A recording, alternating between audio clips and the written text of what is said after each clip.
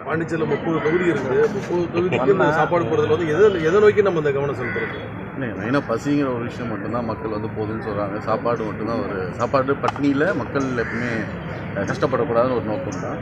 நாங்கள் ட்ரஸ்ட்டில் பண்ணிகிட்டு இருக்கோம். பட் இது ஒரு விஷயமா இது ஒரு இனிஷியேட்டிவாக எடுத்து நாங்கள் பொதுமக்கள் வந்து பசியில் இருக்கக்கூடாது. ஏன்னா இது ஒரு அவங்களுக்கு ஒரு வேளை சாப்பாடு கிடச்சிச்சுன்னா அவங்க காமராஜர் நகரில் நான் கேள்விப்பட்டது காலையில் சாப்பிடாம மதியானம் வந்து சாப்பிட்டு அவங்க நைட்டுக்கும் கம்மியாக சாப்பிட்ற மாதிரி இது அவங்களால அவங்களுக்கு ஒரு இந்த மூலிமா அவங்களுக்கு சில பொருளாதாரமும் அவங்களுக்கு சில சேவிங்ஸ் இருக்குங்கிற மாதிரி அவங்க சொல்கிறாங்க.